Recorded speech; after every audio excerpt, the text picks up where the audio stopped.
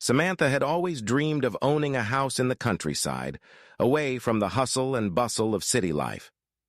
When she found the perfect old farmhouse at an unbeatable price, she couldn't believe her luck. The previous owners had moved out suddenly, leaving the place fully furnished. As she walked through the creaky halls and dusty rooms, she felt a strange mix of excitement and unease. The real estate agent mentioned something about the house's history, but Samantha was too thrilled to pay attention. Her first night in the house was unsettling. As she lay in bed, Samantha heard faint whispers. She convinced herself it was just the wind or her imagination.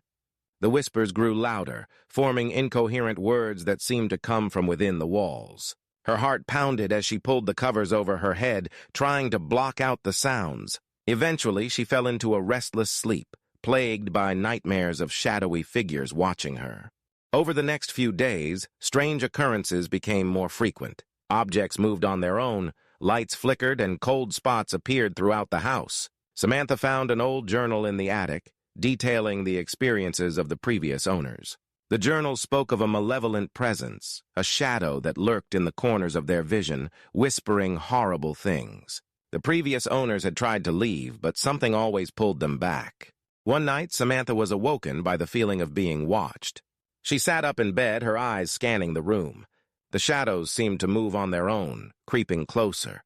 She heard the whispers again, clearer this time, as if they were right next to her ear. "Get out!" they hissed. Her fear turned to terror as she realized the shadows were taking shape, forming figures with glowing eyes. She screamed and ran out of the room, but the shadows followed. Desperate, Samantha contacted a local historian to learn more about the house. He revealed that the house was built on the site of an old asylum, where unspeakable experiments were conducted.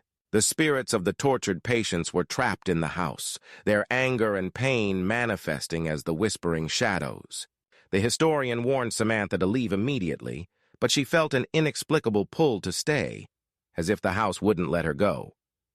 Determined to confront the spirits, Samantha set up cameras and recording equipment to capture evidence. As she reviewed the footage, she saw the shadows moving closer to her, their whispers growing louder. The figures were clearer now, twisted faces filled with rage and sorrow. Suddenly, the lights went out, plunging the house into darkness. The shadows enveloped her, their whispers turning into screams. She felt icy hands grabbing her, pulling her into the darkness. Samantha's friends became worried when they couldn't reach her. They arrived at the house to find it in disarray, her belongings scattered and the walls covered in scratches. The cameras had been destroyed, and there was no sign of Samantha. The house felt cold and oppressive, as if the very walls held a deep, malevolent energy. The police investigation turned up nothing, and Samantha was declared missing. The house was once again put up for sale, the whispers within waiting for their next victim.